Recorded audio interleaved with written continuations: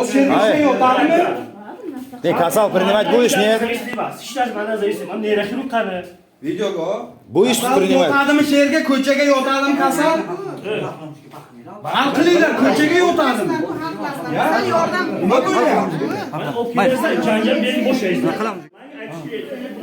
Siz uni ichki o'zingiz kelishib olasiz. Siz glavvrachingiz bilan kelishib olasiz. Aka, men вообще bilmayman hech narsaga. Hozir tushyapman kasal oldiga. Hozir даже ko'rganim yo'q kasalingizni. Mana kasal koridorda yotib to'g'raq bu. Glavvrach bilan gaplashyapti hozir. Glavvrach gaplashyapti. Bu suyaklar. O'sha Oyatulloh boshidan olingan suyaklar.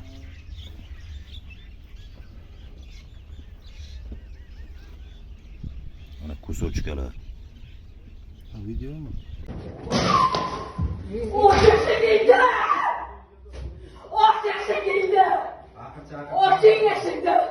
Meni otam bo'ldi. Meni otam bo'ldi. Jinoyatchilarni qo'yib yuborganlar. Ko'rsating.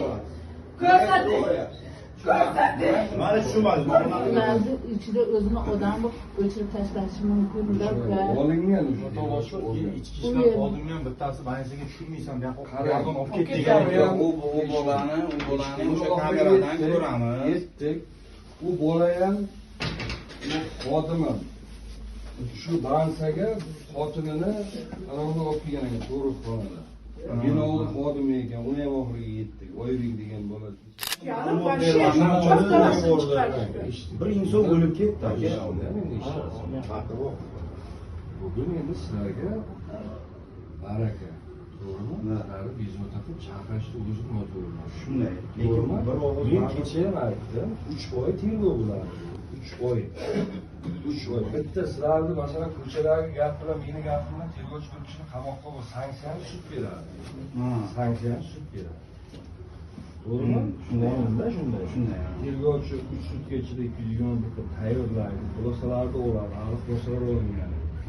Odam shu yerda yotib turadi. Agar xulosalar bo'lganda edi, shu kunning sanksiyaga chiqadi. Tushundira oldimmi? Uni yana bitta urum. Bir varaq qog'oz bilan chiqmaydi bu. Hali sizlarni qonuniy vakilni topadi. Yaqin qarindoshlar. Guvohlarni so'roqlar kecha aytdim. Kameralarni oladi. Balkon kamerasini olsin.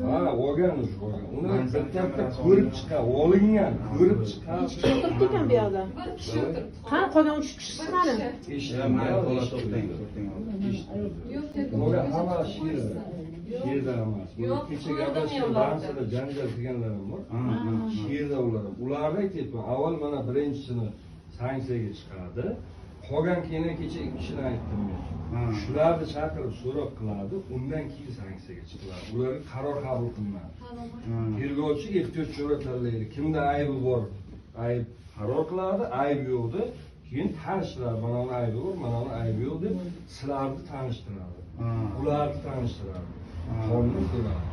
Bir kunda u hech nima qilib bo'lmaydi. Sizlarni hali qonuniy vakil deb topadi, kecha tushuntirdi. Tanishtiradi deylar bilan. Mana sanksiyaga chiqyapmiz deydi. Tergovchini vaqt ketadi-da. Ulgurib bo'lmaydi.